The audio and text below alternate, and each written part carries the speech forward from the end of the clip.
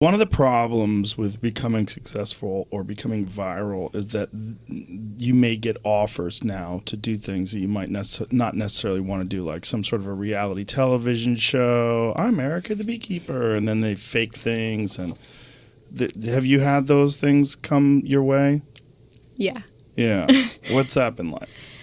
I just try to sort through the offers as carefully as possible. And in the beginning, it was really figuring out, what I wanted to do with this opportunity, and also just how I want to live my life. I live a pretty quiet life that I love. I'm so happy, and I get to do what I love every day, and it's on my own time, and I don't have a boss, and I don't have someone that may want to show a different side of the bees, and that's why they're there, and they are just waiting for me to, the bees get really defensive one day, and, I just try to, do what seems like is best for me and the bees and my family at that. If I can help you in that regard, don't get involved with anybody else. Don't let anybody come along, executives and production companies. They're going to mess it up. You already have this immense audience, an incredible amount of success getting that message out. All you have to do is figure out what anybody would want to do with you is do some sort of reality show. Yeah. Just sort of ramp up what you're doing and just figure out a way to monetize it. And you'll be far more successful, completely independent, far more financially successful, because you won't have a bunch of parasites sucking off of what you've done. Right. Because all they're trying to do is capitalize on it. And I guarantee one of the things they'll do, because I've done some reality stuff before, one of the things they like to do is they fake scenarios. They'll create a scenario that they might even like want to place a queen somewhere. And then you have to, like, there's a dilemma, there's a sorority house. You have to help these girls and they're shrieking. You know what I'm saying? Yes. Like they'll come up with some bullshit. Thank you. Yeah, don't get involved in the machine. The machine is filled with a bunch of, some of them are wonderful people, but there is a very clear mandate. They want to create problems and solutions, and that's what every reality show is.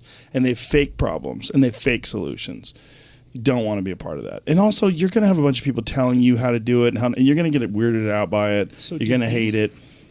If you did do it, I guarantee you we could have a podcast 2 years from now, and you're like, you were right. It sucked. Well, then I probably won't. I think I've made that decision that TV isn't for me. Thank you for your perspective. You don't have to. And that's how I felt too, is that if my goal is really to reach the most amount of people, just looking at the numbers of what a video that I, just set up a couple iPhones and do the best I can editing it and putting it together. 133.5 million people. Look at that. You cannot get that on television. They'll just rob you. I wasn't even going to post that one with 133 million, and it's Why the most weren't you going to popular. post it? Well, I'm in Happy my pajamas. You're in your pajamas? It was some bees I got from the night before, and they escaped. The queen escaped the clip, so sometimes if she's not older or well-mated, she might be a little bit smaller, and she escaped the clip, and it was a large colony of bees, and I showed my mom, and she said, "Oh, you have to post that." And my husband said, "Oh no, you got to post that one." So I just put it together and posted it. And listen to your husband. He's right. 133 million people watched it. See, that's a perfect example of why you shouldn't be on television, because there's not a place in the world where you're going to get that kind of views other than social media. I thought if the goal was really to teach people, more people will see it this way. And like you said, it's kind of my way of doing it, and it's.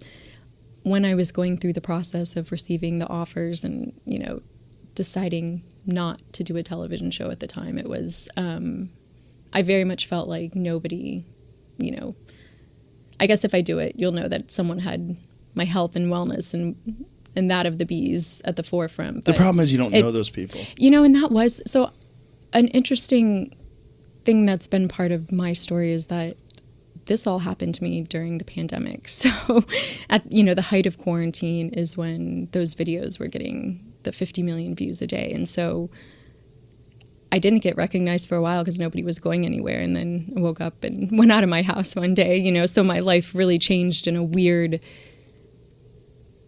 in a weird time where, I was doing all these interviews and stuff, but it was from the study of my house. It was, I didn't actually go anywhere. And it was all very interesting to go through the process of receiving offers for doing things and working with people because, like you said, I never met these people. Yeah. I didn't shake a hand. I didn't share a meal. And I was shocked that they would hire me without doing that too, and it didn't feel good. So. Yeah, they're some of them are wonderful people. A lot of them are wonderful people, but it's just that's their job. Like, you can't blame a hyena for being a hyena.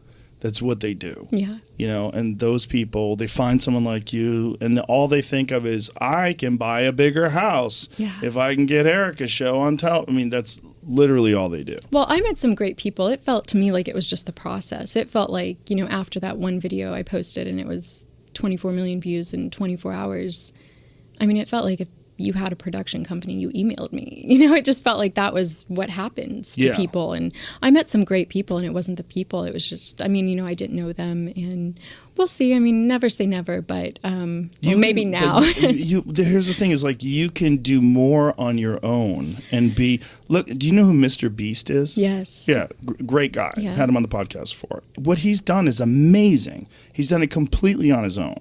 And everything he's done, it's been his decision. Right. He has this enormous following. He does all his good. He contributes to charities. He runs food banks. He funds all of his programs and all of his things through his show. He funds all of his new episodes through old episodes. He's doing it completely independently. He's so happy. And he doesn't deal with any bullshit. Wow. No one's telling him what to do. I see a way where you could do something in your world that's akin to that. Like, if you're getting this much response, you could do it completely independently. It's a matter of if you want to monetize it. If you want to monetize it, you want to do it on YouTube and all these different places and have advertising, and you can do that, and then you don't have to deal with anybody.